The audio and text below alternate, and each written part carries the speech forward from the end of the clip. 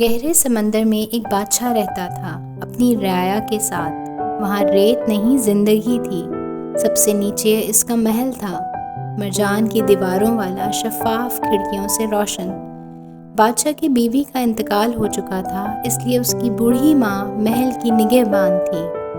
وہ سمندری شہزادیوں سے بے حد پیار کرتی تھی۔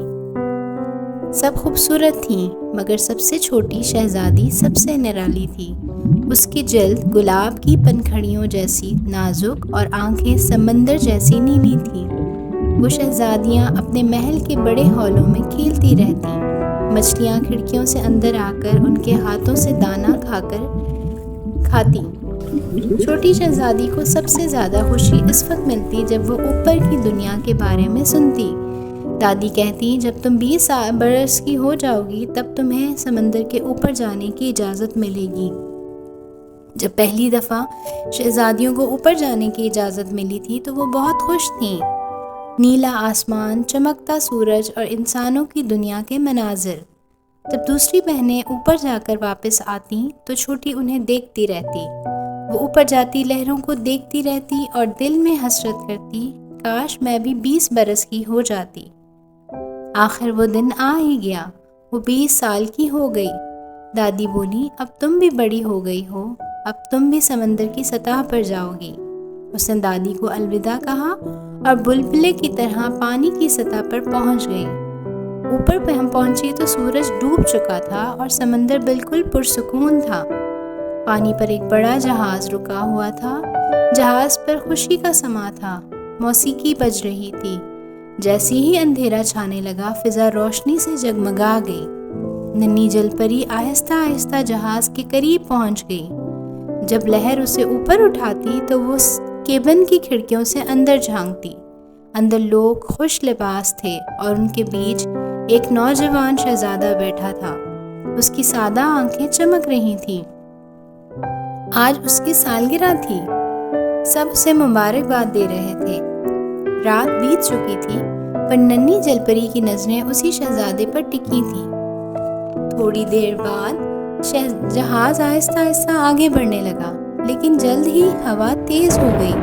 بادل چھا گئے اور دور کہیں بجلی چمکنے لگی۔ ایک بھاری طوفان آنے والا تھا۔ لمحوں میں جہاز ٹوٹنے لگا۔ جل پری نے گھبرا کر ادھر ادھر دیکھا تو اس نے شہزادے کو لہروں میں ڈوبتے دیکھا۔ پہلے تو اسے خوشی ہوئی کہ وہ شہزادے کے قریب ہو گئی، لیکن پھر اسے یاد آیا کہ انسان پانی میں زندہ نہیں رہ سکتے۔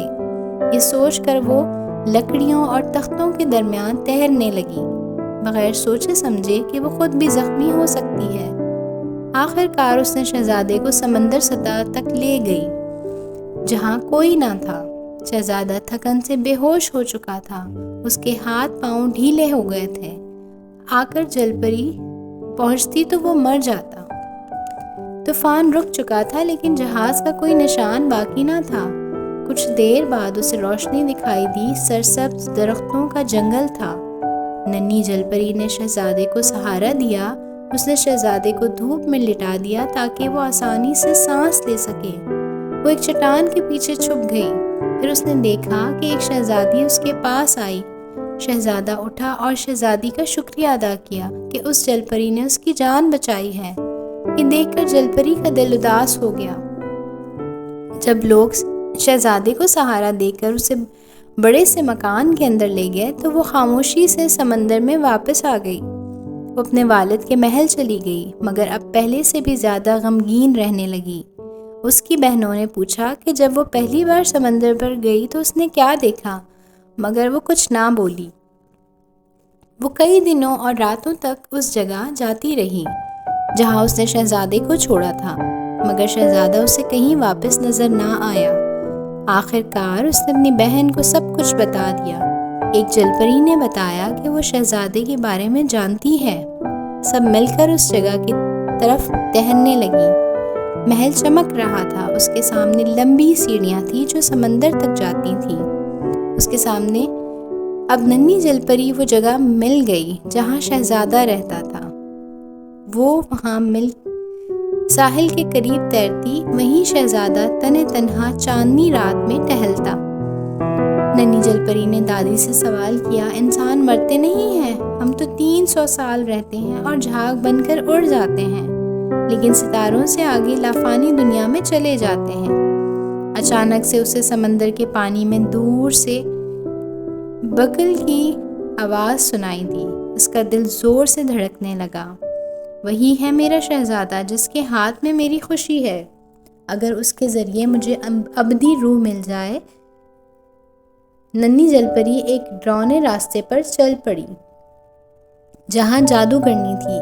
آخرکار وہ جنگل کے دلدلی حصے میں جا پہنچی جہاں جادوگرنی کا مکان کھڑا تھا۔ اس مکان کے اندر سمندری جادوگرنی بیٹھی تھی۔ اس کے ہونٹوں پر ایک موٹا مینڈک چپکا تھا جو اس کے ہونٹوں سے خوراک نکالتا تھا۔ تمہاری خواہش پوری ہو جائے گی۔ اس کا انجام خوشی نہیں، صرف دکھ اور درد ہے۔ تم اپنی مچھلی جیسی جرم چھوڑ کر انسانوں جیسی ٹانگیں چاہتی ہو تاکہ تم سے شہزادہ محبت کر لے۔